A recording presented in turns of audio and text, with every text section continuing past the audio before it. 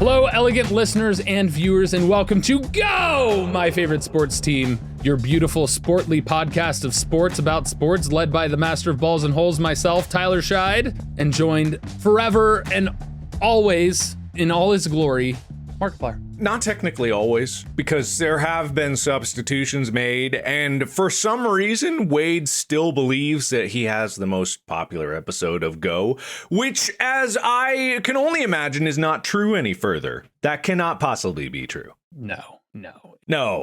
Couldn't possibly be true. Wade wasn't even mentioned in the Jacuse in the last one. He couldn't possibly be that. Yeah, he has not been mentioned at all. Bob was mentioned. Can we check the numbers? Do you have the numbers in front of you? Can you check the numbers for me?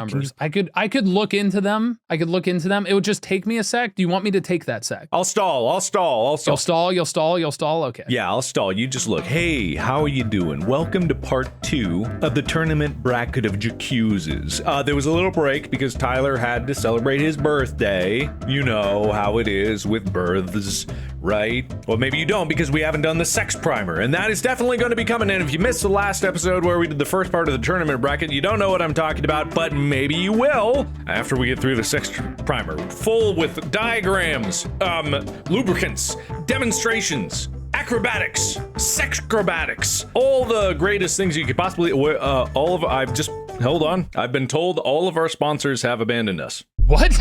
I've just heard all of our sponsors have fled and we are alone and destitute. Well, we shall persevere. That's how we do here on the podcast of Ultimate Things, where I determine what's going to, as soon as we do the sex primer episode, that's going to be the most popular one. If I don't have it yet, which would be a tragedy, and I don't think it's true, that would definitely get us there. I think probably. Yeah, probably. Probably. I feel like that will bring in all of they'll come back, after the popularity of that one. Oh yeah. By the way, the numbers are in, and the most popular episode, the most listened to episode, the most epic of all episodes ended up being Creator Clash 2 pre-fight analysis. Oh! Was I in that one? You were, in fact, in this one. Good! Take that, Wade. This was the one where we pre-analyzed the fights. I knew it. I am amazing. So not only were you involved in it, it is the sport that you probably know the most about. It was talking about boxing. Yeah, exactly. So, suck it, Wade. In the tournament bracket between me and Wade, I've just won. You have, in fact, destroyed him. I've destroyed him. He is crying right now. He doesn't even know why, but he's crying right now. Just cut to Wade crying. Good. Beautiful. In order to get into it again, it is very important that we address the Jacuse contest because we've already delayed it enough. I know my birth took priority, the celebration of it. Of course, the master of balls and holes was born. We got to celebrate. We have to dive back into the tournament. And as the first face-off of the second half of the bracket, we have the Jacuse heard round the world versus First Girls Wrestling. First Girls Wrestling was written by Large Philosopher 436, while Jacuse heard around the world was done by Technically Bad 420. So if you want to take the Technically Bad 420's Jacuse, you should go for it. Got it. Okay. I'd like to sportily throw my hat in the ring. Firstly, I find you've been too easy on baby Mark. That's all I have to say about that. That's it. All right. Good. That's the end of that. Period. Secondly, and mainly, I hereby accuse both Mark and Tyler. In one of the very first episodes, they had a gag in their studio where they switched seats. I have yet to see a video where they actually use their studio that they claim to have. I demand an explanation for such lies. All right, listen. I don't have an excuse. I don't have a reason. There's nothing I could say that would defend these accusations. They're bald-faced truths. It's accurate. Dang it. It's accurate. All right. Next session, I'm coming over. All right. We'll sort that out. Now, by Large Philosopher 436, First Girls Wrestling. Jacuse. Check your sources. Down here in Southern California, all high schools have girls varsity teams. All ones that have girls. And at least existed for about 5 years. So Jacuse. Is that true? It's true. But the clear thing was, I said it was the first in that district, the first in that region, the first in that division that it was the girls wrestling program when we were talking about the news that had come out of the girls wrestling program. While it's a Jacuse, I don't think it's quite as worthy as the other one. People think that 5 years is a long time. In reality, in the grand scheme of things, 5 years is not a long time. Like a lot can happen in 5 years. So for the world to catch up to these things, what? Oh my God. It's 4 years since the pandemic began. It's almost 5 years. Yeah, I mean, exactly. Yeah, actually, that's a good point. Not many people, probably people are very upset that you said that right now. But yeah, it would have been it's coming up on 4 years since the pandemic started. So good thing it's over. Good thing COVID gone. Fully gone. Never existed. It definitely existed and it was horrible. And I'm so sad about it still. It damaged me horribly. Like, seriously, I only saw 5 people. It was terrifying. Round 1 goes to Jacuse heard around the world. Okay. Now, we have The Sport Not Spoken by Perry the Platypus Mappus. Platysmapus. Sure. And then For the Thing You Called Chess by the Mr. Marr. Okay, I'll take the chess one. All right, by the Mr. Marrow. Mr. Scheid, Mr. Plier, I'm here to reach out about the matter when you lied about the abomination you called playing chess. I know for a fact that at least Mr. Plier has had a past with chess, and I'm willing to give him the benefit of the doubt when it comes to it. However, I expected more from you, Mr. Scheid. You knew well in advance you were to be covering this topic and didn't at least play some warm-up games? Or actually tried learning how to play? Your poor performance in chess was like watching someone without arms trying to catch a Hail Mary. You dropped the board when it came to chess, and I demand retribution. You lost to someone who needed 3 other people to beat a monkey at chess. I feel like this is more of an insult at me than it is to you. How dare you lose to this bohemian bumhead? I mean, it's, but anyway, what does that say about you? That's literally what it goes to the next sentence. Stick to your paltry games that have balls and holes. You were never ready for the gentleman's game known as chess. I demand as punishment for his failure that Mr. Scheid plays on chess.com till he reaches 1600 ELO. Then, and only then, will his transgressions against every other chess player out there be forgiven. How long would it take to get to 1600? I don't know. It depends on how well you play. How rare is 1600 ELO? Let's see. 1600, you would be playing better than 90% of the people that play chess. And a lot of people play chess. Do I count as playing chess? You've played it. No. I'm on the bacteria level of intelligence when it comes to chess, apparently. You losing to me was just the most shameful thing that has ever happened in your life, apparently. Now, I will explain something. When I've played chess, there's never been a time limit. And let me tell you, when there's a time limit on something or I have to be somewhere on time, Mark knows this. I'm very much like, I gotta be there early. I gotta go as fast as I can. Mm-hmm. And I was in a panic thinking I was gonna run out of time. And so I didn't think my moves through thoroughly when I had more time than I thought. And I rushed my movement and therefore likely led to my falling. But also Mark is a highly intelligent individual who is very capable when he wants to put his mind to something. So how dare you put him down, because he is smart and worthy and a valid adversary. Thank you. Thank you very much. Now for the sport not spoken. Oh, yeah, sure. Jacuse. Alas, the season of Jacuse is upon us. The floodgates have been opened, and many a Jacuse have been spoken of, both episodes historic of the recent and the past. However, I come before you today to bring forth a Jacuse not due to something said by Mark and Tyler, but rather a Jacuse of omission. Omission. There are many sports that have not yet been discussed, as there are quite many in existence, but there is one sport that should have its own episode a long time ago. A sport that complements both Tyler's passion for the physical challenge as well as Mark's well-documented masochism nature. I am, of course, talking about the most dangerous game. How can this podcast and the greatest, most educational of all sports podcasts not have discussed the glorious human pastime? We, the viewers, deserve, well, it's not spelled right, it's viewers, discover more of our dedicated viewership. This is a wrong that must be undone. I propose a match between our glorious hosts, Tyler as the hunter, Mark as the hunted, to demonstrate the art and nuance of the most dangerous game in all its glory. Winner take all. Title of Master of Balls and Holes, the undisputed champion host of GMFST and the coveted master's degree in sports management. So at first I was like, oh, it's a suggestion. For those of you who don't know what the most dangerous game is, It's hunting humans. So that's the most dangerous game. Yeah. Otherwise known as the most dangerous game.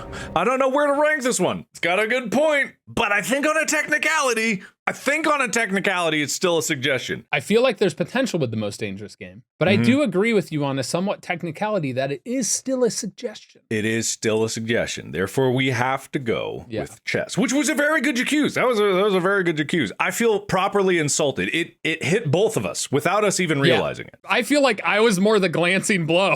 I know, right? It was really just like he was yelling at you, but he was staring at me the whole time, which is just like I don't know what was going on. I don't know what was happening either. I'm going to chess.com right now, and I'm gonna start practicing. I'm playing Sleeping Magnus, which I think I'll still lose. I'm pretty sure. All right, we have an episode to do. Yeah. I was like, wait a second. Does Mark even listen? Very fitting right now. By Nub or Tyler, the Bell Doth Toll for Thee, 'Tis Time, My Boy, by Elijah Rivers. I don't know. Does Mark even listen? I feel like I should read. No, I'm gonna read it. Does Mark even listen by Nub? In today's episode, the sports tier list, Tyler brought up the sport of tonsil hockey, and Mark had no idea what he was talking about. Only for Tyler to reveal it was Wade's episode. Mark would have known that if he actually listened to the podcast or his friend's episode. What do you have to say for yourself, Mr. Replier? Listen. I don't need to inflate Wade's ego by giving him more fraudulent views. Look, I'm not saying that he view bots the episodes that he's in to try to make it seem like his episodes are more popular than mine. I'm not saying that. But if it was just presented in a accusatory fashion where it's like, you could say whatever you want, kind of thing, then I would say that, but only in that way. And listen, I don't need to listen to those episodes because I listen to Wade talk about whatever the hell he's going through his brain and out his mouth, indistractable. And I don't need that. I don't need more of that, is what I'm saying. I don't need more of that, okay? I don't need any more of that, all right? I'm not saying he's a bad guy. But he might be fraudulent. We discovered anyway that the true most viewed episode was not his anyway at the beginning of this episode. So exactly, we just saw that was a coincidence, but I love that it was a coincidence. Yeah.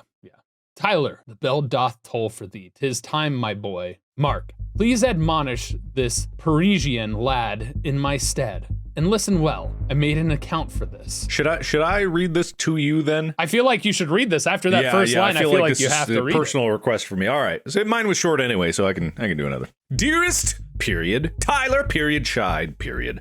J'Accuses, good sir. J'Accuses. With what episode, perchance, may I take fault? In a sense, the very first. The fault lies in your execution of your mission, the very essence of what makes this podcast go. Did you not assert with righteous indignation that the very purpose of this fine podcast was to unite sports knowers and non-sports knowers in glorious harmony? To fill the melancholic void of division with the crossing of paths.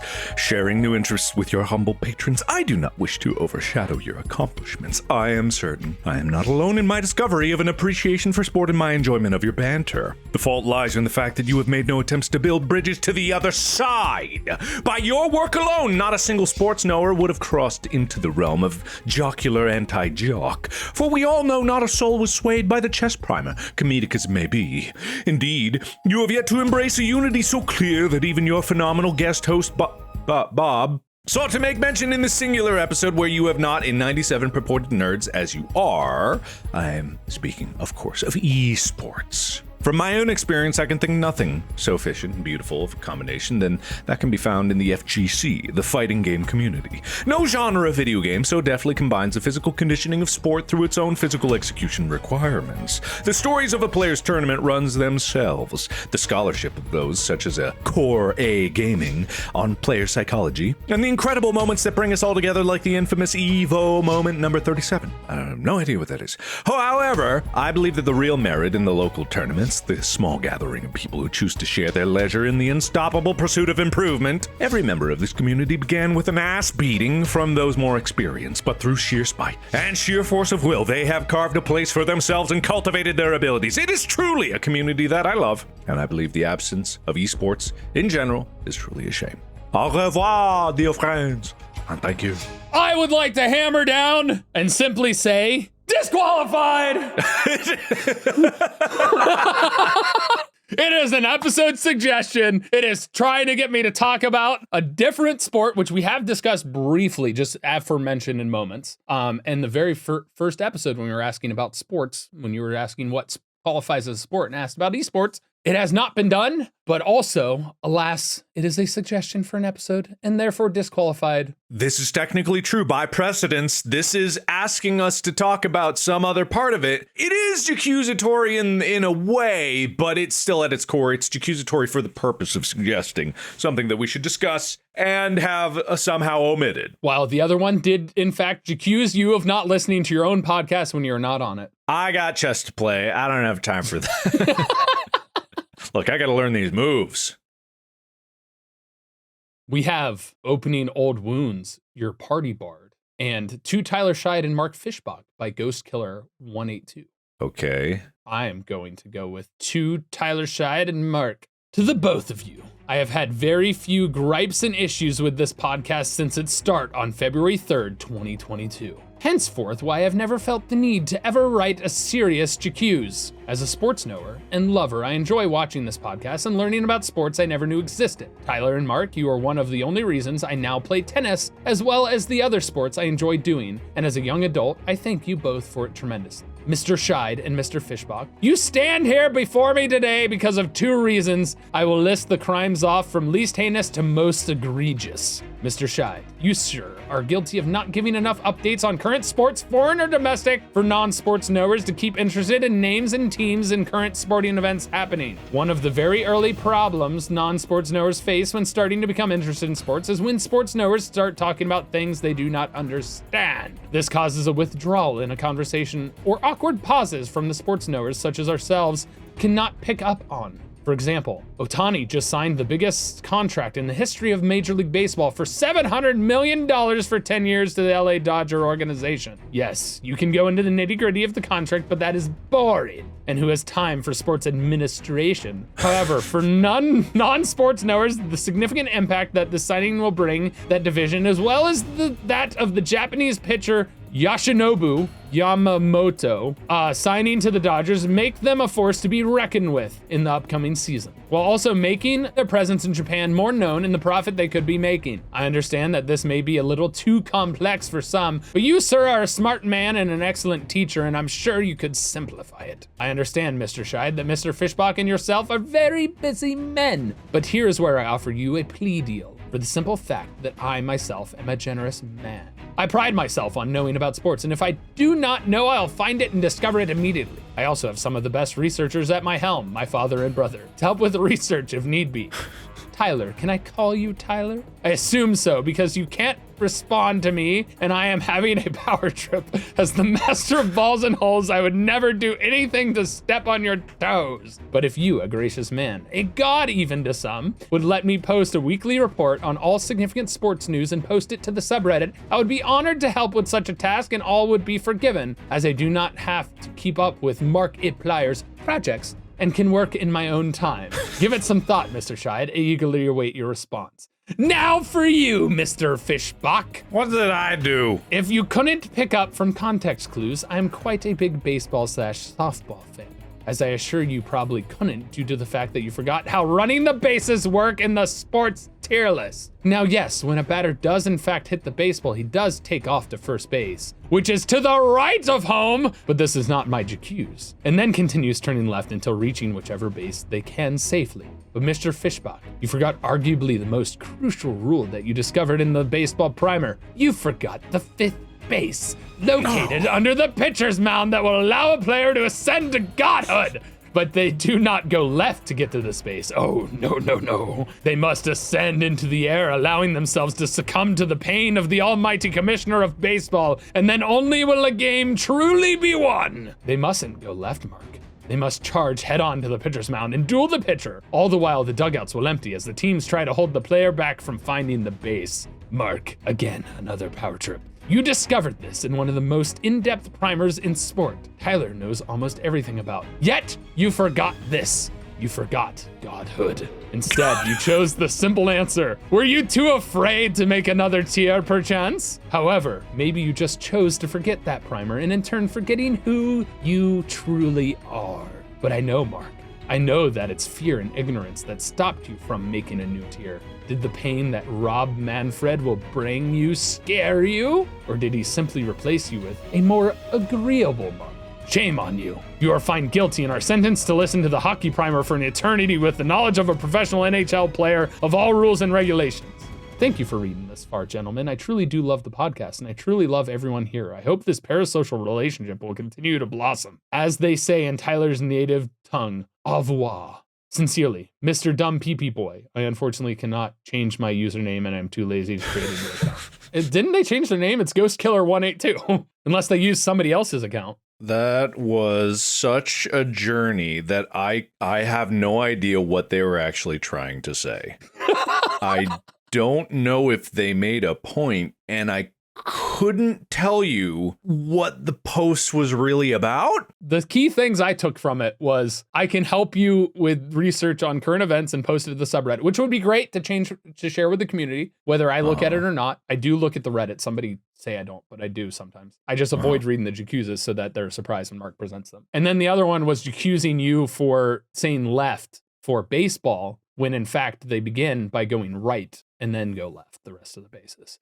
Well, I don't know if that's true. That's, well, I mean, technically, if you think of it this way, they don't go right, they go straight, because there's only one way to go. Well, if you're left, you're batting, if you're batting right, it is straight ahead. Yeah, pretty much. Left, I could say you make a right turn, but when you're batting, you're already facing the direction, or actually a little off of it to the right, so you would turn a little left. So I don't know, it's to the right if you're looking from a top-down view, but from the batter's perspective, listen, these pedantics are unbecoming. Shall we open old wounds now? I would love to open old wounds. So we got, oh my God, huge. Oh my God. Holy hell, this is long. All right, opening old wounds by your party bard. Good morning, afternoon, evening, or night, gentlemen. As of recent, I have been pondering a subject long ago discussed. This is the subject of music as a sport. I know! This subject has long passed without further discussion, but I would like to introduce a few pieces of evidence that may shed light on a subject long since forgotten. First of all, I would like to provide my qualifications for discussing this matter. First of all, I am a senior. First of all, I am currently a senior in college seeking my undergraduate degree in vocal music performance. As such, my point of view focused heavily on vocal classical music. I will, however, try to best explore topics outside this area. Secondly, I am now a sports knower, as I have intently listened to the #1 sports podcast, Go My Favorite Sport Team, so I know that I am talking about. Hold on, I don't know if it's disqualified. This is going to be a disqualification. I don't know. We got to find out. I will now provide details outlining the qualifications of a sport that you, Mr. Scheid and Mr. Markiplier, have laid out in episode 1 of Sporting Chance. First competition. This is a sports expert. Okay, let me athletic ability. I will admit this is difficult to think about from the position of music listener, but many rules and regulations go into judging music competition. First, music must be accurate on pitch. This is the simplest rule. Secondly, by the performer must keep in mind the intended style of the piece. If I went on to sing Amazing Grace in the style of an opera, I would just lose points. This also includes pieces that involve improvisational sections. A performer must improvise a musical section that is historically and stylistically accurate. Finally, the performer must provide a certain amount of artistry, as music is first and foremost an art form. Taking on the humanity of a piece is bad and must be punished. I will admit that labeling music as an art form, as Tyler did, is absolutely correct. However, this does not disqualify it from being a sport. Additionally, I know that the topic of judge sports is a harsh topic, but if we were to include competitive cheerleading and chess under the label of sport, we must also include music. Now, Tyler, I hope you have now learned a valuable lesson by your own rules. Music is a sport. So this isn't a suggestion, because we discussed this. We did discuss this. We've discussed many times. So it's in defense of music being a sport. However, I still don't agree with it. I don't think just music performance at its base level is a sport. It's an art. It's an art form. It's performative, but it's still not a sport. To respond to this quickly and clearly, the clear things that make judge sports sport is the distinct, unbiased criteria for analyzing, like movements and the ability to complete, say, a stunt in gymnastics or something along those lines. The problem with music is everybody has different tastes, and in order for you to judge music in any semblance, there is a own personal bias when it comes to actually creating a judging criteria for it, because some people enjoy like heavy metal, some people hate heavy metal, stuff like that, to the point to where it is nearly impossible to judge such an art form in a way to make it a easy checklist of criteria of, did you perform it accurately? Did you do this right? Because the whole point of music is to create creative endeavors that branch out and change things. Therefore, it is only able to be judged in the same way that a painting or a piece of art would, disqualifying it from the potential of being a judge sport. That does not discount its athleticism nor its skill, but because there is an inability to unbiasedly create a criteria and checklist for did this to create a point system, it cannot be designated as a sport because it is impossible to be repeatable and somewhat unbiasedly be judged. That's beautifully said. Beautiful, I think. So I don't know which one wins. It's a tough one. They're so wordy, but I would have to say it's up to you. The one that made me laugh the most, which was the Jacuse from Ghost Killer because of the fifth base and the left.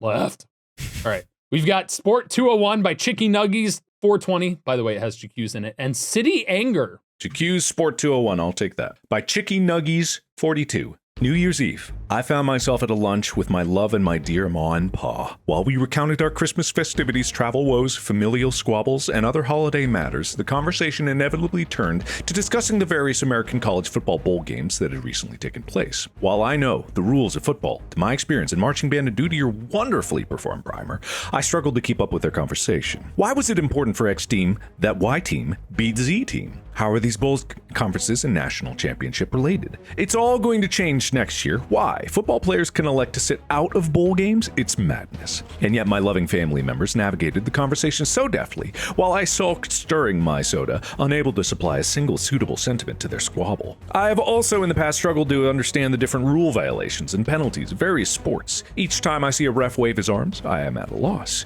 All I can think of is how your podcast has failed me in my quest to understand sport. You have all done admirably in supplying a starting place for complete novices. I recognize that and I'm grateful. However, the fact that you have not helped your elegant audience build on this knowledge, well, I'm not angry. I'm just disappointed. Now, that being said, I don't think someone did their homework. It's not all in the classroom. You got to do some stuff. I'll say this. I know football pretty well just from mere association. I have never at one point had to study it. The thing about it is those conversations, you don't have to be able to contribute to just listen, right? Mm-hmm. Learning is predominantly listening. You know, you take information you don't have to regurgitate something. You don't have to contribute constantly to the conversation. I watched the Rose Bowl game. Mm-hmm. That game was awesome. That game was so close, nail biting the whole way through. I think that one went into overtime. It was crazy. I don't know the significance of the Rose Bowl still. I don't know where it stands in the championship, but then it moved on to that Texas and Washington? Yep. That game was up next. Amazing. Incredible. Like going down to that 1 second left in the fourth quarter when the ref was like, put 1 second on the clock. You don't have to know football to understand how cool that is. Has that ever happened where the ref goes, put 1 second on the clock? And it's like, it's actually happened with Texas and Nebraska, and it was done incorrectly when time should have been expired. This one was totally legit. Everyone could see. I could see the clock. The ball went out when the clock was at 2, and then it went to 1 when the whistles blew. It's like, yeah, 1 second is on the clock. And if that defender didn't bitch slap the ball out of that guy's hands, that would have been a touchdown, because that matchup happened earlier in the same game where it was the same receiver, the same defender, and the receiver got it. It was like, this is just like, you saw that, and it's like, that's it. It would have won the game. Well, if they made the extra point, I think. But you don't have to know everything. You don't have to, like, some people are uncomfortable with silence in conversations. It's not about that. You don't know, and that's fine. But the only way you can learn is by listening and taking in the information, and then coming up with conclusions of like, okay, what is this ref doing? It's critical thinking, right? It's like analysis. You look at a ref, and if he goes false start, defense, number blah blah blah, 5-yard penalty or whatever it is, then you can kind of pick up, okay, even if I knew nothing about football, I'm going to understand this guy keeps saying false start. What does false start mean? He started falsely. He jumped the gun. Oh, okay, I get it. Defense, offense, the numbers are who they are. You could figure it out. And it's just about applying that knowledge. We can't teach you how to learn, and we can't hold your hand on everything. I'm not saying you need hand holding, but it's like some things you got to figure out yourself. We live in an era of smart devices in the internet, to where if you question something, you could probably look it up to then be able to contribute to the conversation as well. That's true. There's various rule penalties and stuff. I mentioned some of them in that episode. I do distinctly remember. You can probably figure it out, like defensive, like pass interference. Oh, you interfered with the pass. How does that work? I believe in you. While you may be accusing me right now, I believe in your ability to figure things out. I agree. Which is why I don't answer every possible question in the primer. I give you the introduction, and I believe in you when you become interested to figure it out. All right, time for City Anger. City Anger? Yes, by C.O. Umbra. J'Accuse Mark in the podcasting park, mocking Rochester's grace and narrative dark, both in the sports realm and a distractible spark. Kodak's home, my city, bears the remark. Well, we got a poem. On go, my favorite sports team field, Rochester's pride in jest revealed, yet Kodak's legacy, a narrative concealed, a tale of innovation, an image sealed. Distractable's humor where stories are peeled, but within the laughter, Kodak's worth is veiled. A shitty city shaped by snapshots, memories held, your jests, Mark, leave Rochester's legacy quelled. Kodak's cameras captured moments in flight, a city's story told frame by frame, light by light. Your banter, Mark, casts shadows on this site. Let's illuminate the narrative, make it right. Rochester, a canvas where Kodak did embark. In every click, a piece of history sparks. So let this Jacuse not be just a lark, but a plea for respect in Kodak's landmark. As the storyteller behind this rhyming art, thank you for reading, dear listener, from the heart. Apologies if Mark's favorite writer, the brilliant ChatGPT, played a part in crafting this message that aimed to impart. That's very lovely. I have no idea what they're Jacusing, though. I think it's more just like complimentary than anything. Yeah, they wrote a poem. That's very nice. I like it, though. I like it. I gotta give it credit for creativity. This is a creative one. Yeah, you win on poetry, but I don't know if it wins on Jacuse versus the Sport 201 one. I think the one talking about football and criticizing us not expanding on the knowledge is another thing. But if we did an entire episode on like how to learn, it'd be, I don't know if that would be sport related. Ooh, interesting idea. But I get what they're saying. I like the Jacuse because it could be seen from multiple angles, right? Yeah. Sport 201 wins. Jacuse most fouleth andeth wretchedeth. By no humor is good humor. And I shan't finger anything, I guess. By White Knight 97. Okay. Jacuse most fouleth andeth wretchedeth. What should shock my systemeth more than sitting down to drink a piping hot tea of Azurala and listening to the newesteth episode of mine favorite sports podcast? Or should I say formerly favorite spot of Sportcast on my favorite smartphone on my typical podcasting platform, Apple Podcast, what? But to listen to the sweet sounds of Mark and Tyler rebutting the very idea of having advertising deals with sports gambling sites in their podcasts on this very, very, very finest of days, only to be surprised, shocked, I must say I was flabbergasted even by an advertisement playing of DraftKings, Monarch of Monarchs, King of Kings, amen, blessings upon him, and uponeth all the good children of the land, not of the sky nor of the sea. No one knows why. Oh, God. Good God, it starts to really devolve towards the end, and to ruin my daily tea, most dear, most delicious, mine, most favorite, passed down through the ages, and from my father's fathers, mother's fathers, and now made most foul with their raucous antics, these emiffing, conniving, carnivorous, rambunctious rapscallions, they putteth a plagueth upon botheth mineth houses. Yeah, it goes on like that for longer. So this has been brought to our attention before, and it's something that we're in constant communication with. And there are some, like with Apple Podcasts, there's some platforms that have automated systems that we don't have any say in, that go, sport podcast? Oh, these guys have big bags of money! And pop it on there. It's very frustrating, and it's equally frustrating for us. But we can't do anything. In a lot of times, there's just nothing we can do about it.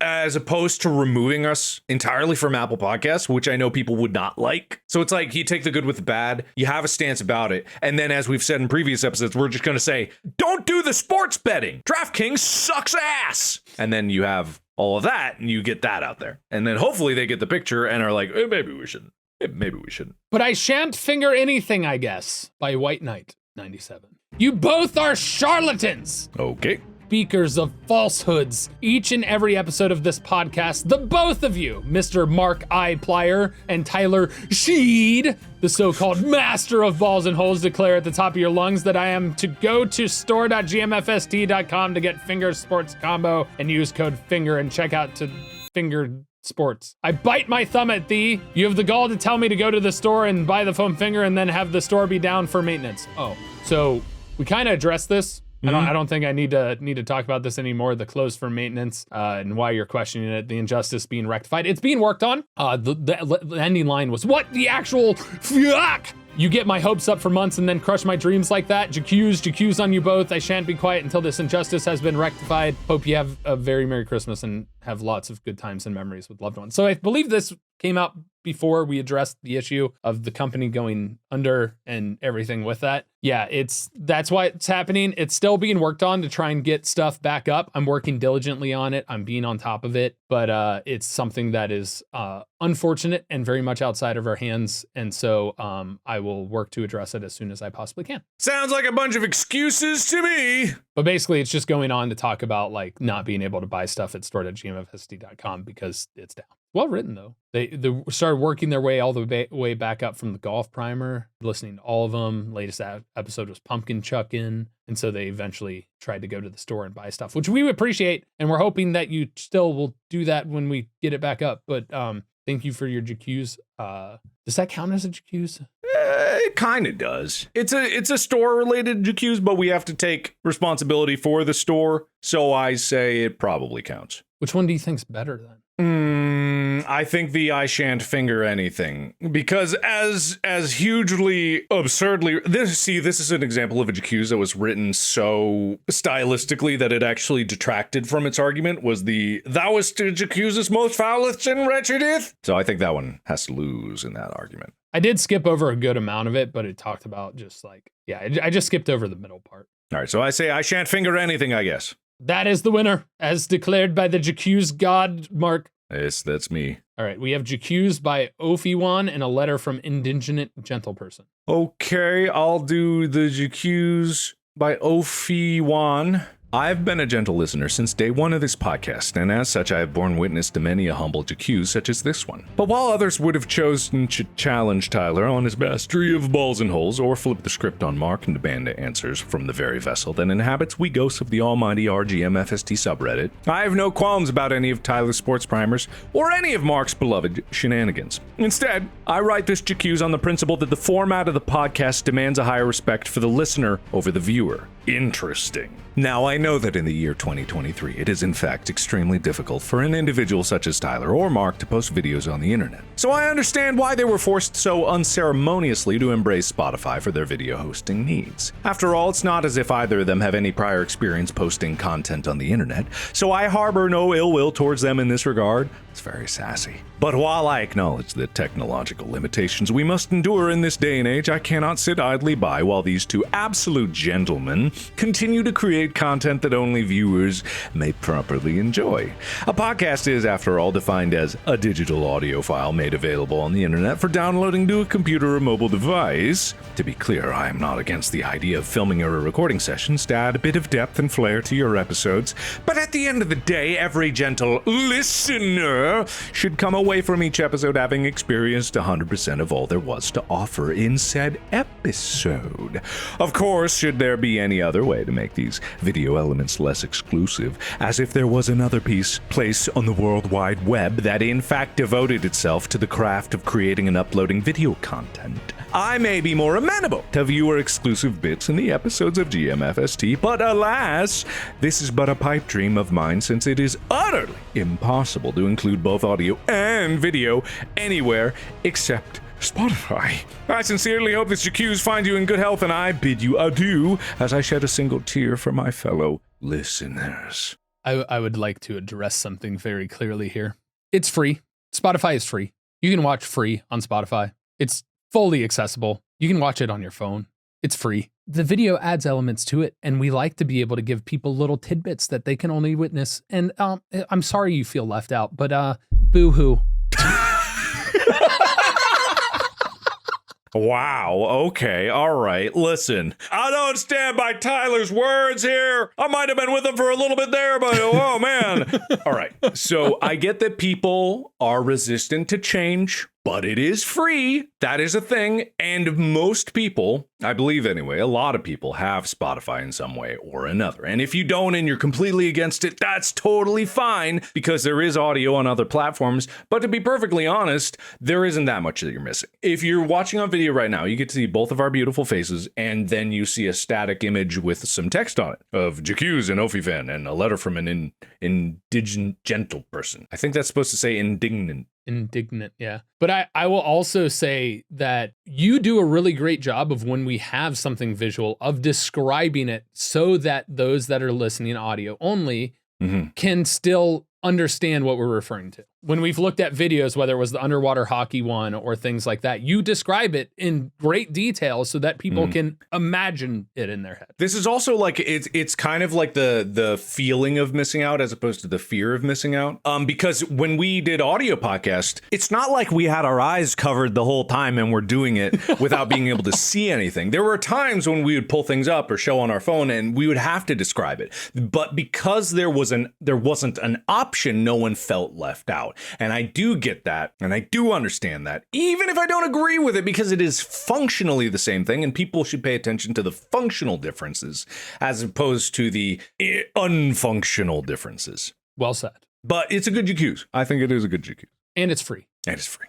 A letter from indignant gentle person, as I imagine how they wanted it. Dear esteemed GMFST hosts, Markiplier, Tyler, I gather you here to inform you of my extreme disappointment that there is hardly any mention of my home country, Australia. But Soul Sheep, you might protest. There's a whole episode on a sport of Australia. I hear your cries and yet crush them into mere echoes as you hear my own verdict. That was purely a mockery of us, an inaccurate reflection of Australia. I will not stoop to your level and beg. No, I shall tower over and order a review and new, proper, and well-executed episode of the aforementioned primer, or a primer of our Aboriginal people's traditional sports, perhaps even the storytelling dances. I hold you both in a disgusted view. In fact, I call to light the most recent episode in the fact that there is no mention. In fact, the entire episode is devoid of mention of any other country except England and Germany. Therefore, not do I accuse the master of balls and holes, who I prefer to call the master of inaccuracy, and the fool that is Markiplier of not giving my wonderful home country Australia enough recognition, but also of focusing too much on the already well-explored and well-known countries of the world. Do a primer on ancient sports from Egypt, from Maya, from Russia. I dare you. We mentioned the Mayan civilization in the soccer primer. Sincerely and condescendingly yours, Soul Sheep. And then the bells tolls thundered, signifying the start of a rampage of the elegant viewers and listeners' rage. The pitchforks seemed to bring a fiery hell to those at the appointed ends. The targets? None other than our dear Tyler and Mark. Look. The moment Australia does something worth talking about, we'll talk about them. I also want to point out, while they attacked us for not mentioning Australia, I still don't know what their Jacuse was about. Yeah, I don't really know. And we were talking about the England and Germany because that was a World War story about the English army and the German army. Was that not the case? Yeah, that might be what they're talking about. Like, that was very specific to them. I'm not 100% sure if Australian forces were in there. Oh, we should have talked about the Australians versus the camels. Right. That was a big one. Huge, massive, still ongoing. No offense to Australia, but you know, we're getting to it, I think. So I think Ophi won this one. Yeah, I would guess so. This is it's a funny Jacuse, but I don't think it has enough of a basis to get there. Mr. 12 Isn't Afraid by Sad Employee 3978, or the airfoil fallacy. Okay, let me look up the airfoil fallacy. I like that you're taking that one. Just watching the paragliding episode now, fell behind a bit, and something stuck out to me and I couldn't let it go. Oh, this is by GMFST J'Accuses. I never learned about the airfoil example, apparently it's pretty renowned, until I took a class in college called Physics of Life, and my professor brought up that famous example that Tyler explained, about the air particles meeting up with each other on the other side of the airfoil. And he told us that it was completely wrong, that there's no law anywhere in physics that says those two particles have to meet. Typically, the bottom particle gets there first, and the difference in pressure created by the two particles getting there at different times forms an eddy. I did not go on to study physics. This was one of two elective courses that felt at the least brain hurting. And it was several years ago, so there's a chance I could be misremembering something. I doubt this, though, since A, I have eidetic memory, and B, I still have the notebook and would be willing to dig it out sometime if needed. I'm just sick in bed at the moment, so it's not going to be right now. I am open to being told I'm wrong since I'm not a physicist, but I ask that you please keep it respectful.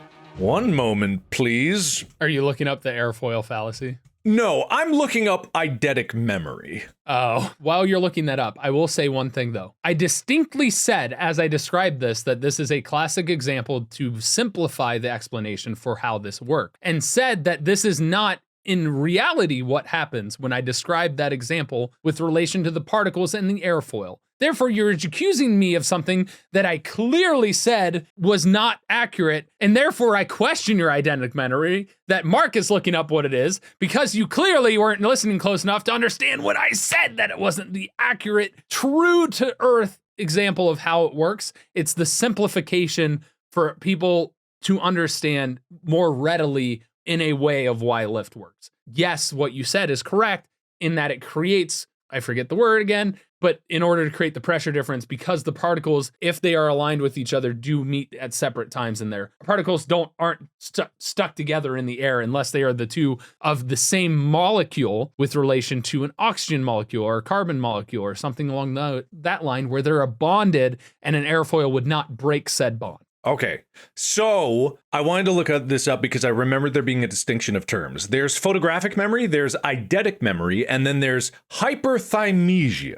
Okay, hyperthymesia is the ability to recall every moment in your life with perfect recall. That's insane. You can recall your diary entry from 6 years ago, right? Word for word. You can see it in your head. That's got to be like less than 0.001%. There's like 4 confirmed cases in the world. That is an extremely rare one. Eidetic memory is the ability to recall accurately an image after only seeing it for a short period of time. You see something, close your eyes, and you can picture in your head, but it will fade. That's eidetic memory. Photographic memory is the ability to remember things visually in a highly accurate way. Not just remembering them like, oh yeah, I remember what color the walls were. Like, I remember where my car keys are in that room next to the potted plant, next to the organizer. I remember how many things because I can recall it, and I can recall the information by looking at the visual. In order of rareness, it's like hyperthymesia, photographic memory, and eidetic memory. So what I'm trying to say is like eidetic memory is not an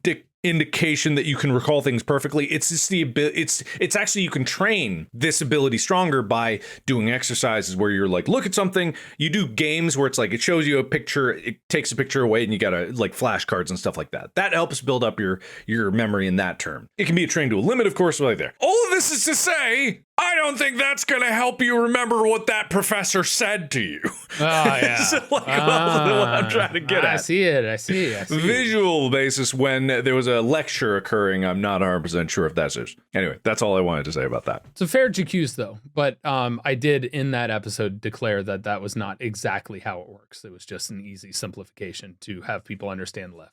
Good Jacuse though. Good Jacuse.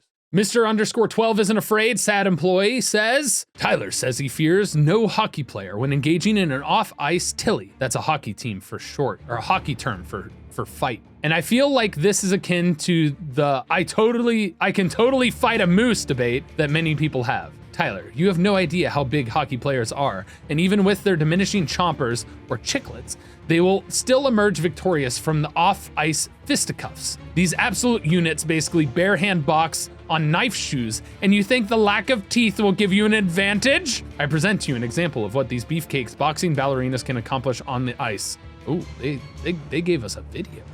Well, right after the drop of the puck, after the power play goal, gave Minnesota a 1-0 lead. Jacob Lava decided to try to get his team a little bit more emotionally involved in the hockey game. I'm shocked that this kind of stuff is allowed. But then again, I wouldn't know. We didn't do a hockey primer, so I don't really understand it. Oh, no, not this again. Yeah, well, that's just be how it is. But I hope that guy's hand's okay because, well, I hope the guy getting punched in the head okay because he punched off his helmet, basically. And the thing that I understand about punching things, especially bare knuckle, is finger bones are very small. Finger bones are not that strong. If you punch something that is stronger than your finger, it's gonna break. So I'm sure that afterwards, that guy's hand was hurting incredibly, and probably you can risk damage doing that. Yeah, it's just what I'm gonna say. I also want to point out, in analyzing that fight, there was a lot more grabbing with the other hand with punching. Whereas if you're not on ice and you don't have to keep a hold of your opponent in that way with the extreme jersey that hockey players have, they're at a disadvantage when they think they can only fight with one hand and grab with the other. I can take the shirt off, I can take the shirt off and do that stuff.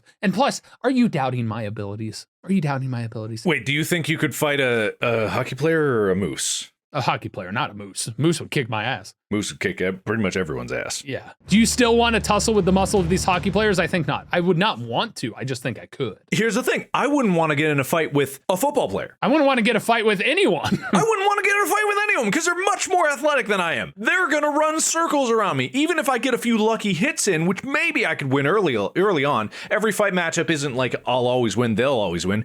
I think 2 out of 10 chances I win against a soccer player because they're not as big. I think 1 out of 10, depending on the football player, maybe 1 out of 20. If I'm playing against a basketball player, I don't think I could even get into their defense. I think that their reach is going to destroy me every time. I would have to aim straight for the nuts. Maybe I get a 1 in 20 with the nuts. Goosh, goosh, goosh, goosh, goosh. I could probably make that work. But other than that, they're 7 feet tall and 250, 300 sometimes in Shaq's Oh yeah, Shaq. Yeah, there's it's rare that they're that heavy, but yeah. I would also like to say, if I ran into a stray professional hockey player, they would absolutely destroy me because they're in much better shape than I am. That does not mean that I would not present a difficult challenge. Absolutely, no. I've been doing boxing training. I did wrestling. I've done Brazilian jiu-jitsu. I know how to do stuff, but I'm also severely handicapped because of my kidney disease. Yeah, and here's the thing that everyone needs to understand is there's no guarantees in anything. David and Goliath was a funny story about, a little guy versus a giant, but it's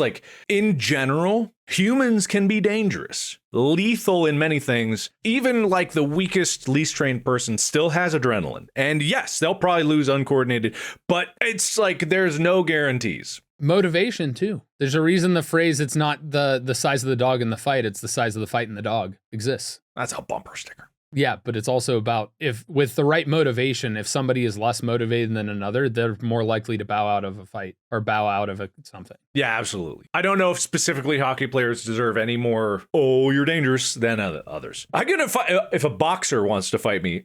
I'm not winning. Yeah. I'm not winning in a boxing match. But the nuts, if I'm in a fight for my life, that's the one thing is I'm not going to fight by your rules. If someone is trying to fight me and trying to kill me or hurt me, I am going for eyes and nuts. And I am going to literally rip their jugular out with my teeth if I have to. If it's for my life, I'm going all the way. There's no basis of he's good on fighting with knives on his feet. He doesn't have the knives when he's fighting me. He better not. If he has knives, I'm running away. If they have a knife, I'm just gonna run. That's what I'm good at, and that's what you should do. Yep, 100%. This one's actually tough. I like both of these Jacuses. I like the fighting Jacuse though, because it's coming out from an interesting angle, but it got a lot of discussion. I think that gives it a little more. That's the winner then. Well, we've read all of them, so now it's time to break down between them. Jacuse heard round the world. This one was the gag of the switching seats, and for the thing you called chess was Jacusing me. That hit both of us. That one was good. I did like the chess one was, that was the one that insulted you and then insulted me for losing to you. Yeah, because it insulted you by insulting me. I think that one wins just for the cleverness of it did poison damage as I was channeling the ghost. Yeah, I feel like we both got glanced hard.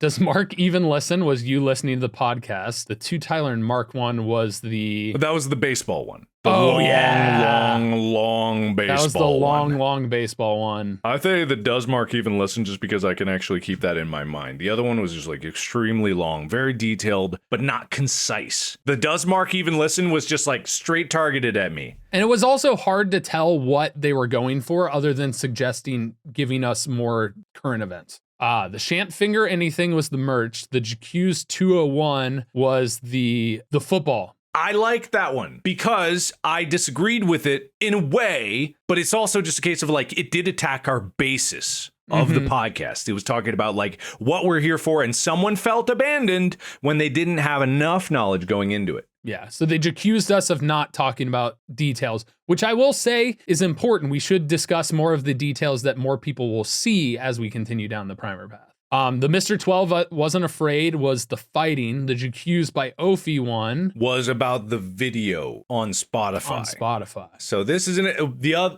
I think the Mr. 12 Isn't Afraid should win because that one's about a sport player and fighting. This one's more about just like technical things. It was very sassy. It was extremely sassy. Extremely sassy. Can't fault the sassiness. There's a lot of sassiness there. But at the end of the day, I think the one about the sports actually makes sense more. Now we have a good face-off of the Does Mark Even Listen and the thing called chess. I still feel like the chess one's stronger. I still feel like the chess one doesn't make sense. Even though some like people get really defensive about chess, but I think that one does make sense. The Afraid and 201. Whatever one wins is going to go up against sex competition, and I don't think any of these are going to be able to beat the sex competition. That was really the king here. 201 was the bowl games, and the 12 was the fighting. I feel like fighting had more of a discussion. Yeah, but what is it actually accusing of? It's just accusing my ability to gauge whether I'm fighting. So if we base it off of the criteria of what's the most Jacuse that actually points at something in the podcast, that might be something we adjust to. I feel like 201 holds the most depth and the most worthiness of being something that can alter and improve. And it is targeted at you in that could you take a hockey player? Yeah. But I feel like this one is more about the podcast. This is more about my athletic prowess in comparison. Which really is quintessential to the podcast, right? Oh, you're making good points. Weirdly, it's like, yes, I feel like one's what we're trying to do. One is attacking your ability to take on hockey players. Which admittedly, I would say if the average hockey player came up and fought you right now, I wouldn't give you the best odds. I wouldn't. Well, what, the age of hockey player? Same age. Same age. Yeah.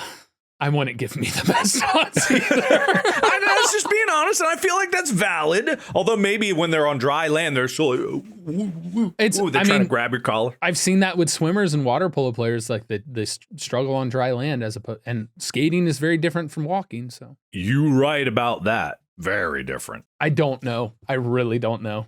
I leave it to you. I like the Jacuse Sport 201 just because it does confront, even if it's not like 100% yay correct, it does confront something that is a basis of what we do. I can agree with that. I still think the chess beats it. I feel like that hit both my ability and yours.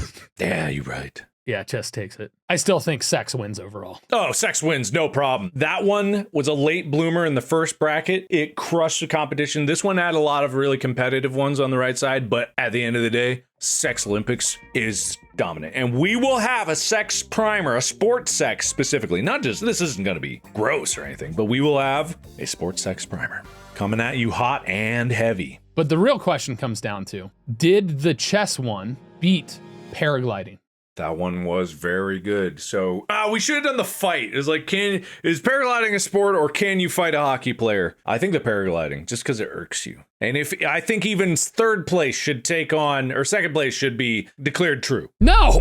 Paragliding is not a sport. Even second place is good enough. I think we all agree. We all agree? We all agree. All right, so I'm going to reach out to 3 people then, because I'll give the chess one something. Okay, all right. So we got paragliding, chess, and sex. But sex wins overall. You're going to get the grand prize, which we will determine what it is at some point. But there you go. Those are the 3. Royal Pineapple 48 with the winner, Cam Key Aloha with the second place, and Mr. Morrow will be in third. Congratulations, everyone. Thank you for participating in this wonderful Jacuse event. We had a great tournament out there, and maybe next year we'll do another one, and we'll get through it maybe a little faster next time, but still fun. Yeah, maybe we'll narrow down the entries easier, and we'll have a different sort of matchup thing that can happen. Thank you guys so much for watching and listening. We appreciate both of you. We'll see you in the next episode. You want to find out more about what we're up to, you can find us on social media, and definitely go check out the Reddit, because that's where you can submit your Jacuses and so much more at reddit.com/r/GMFST. Bye. Bye.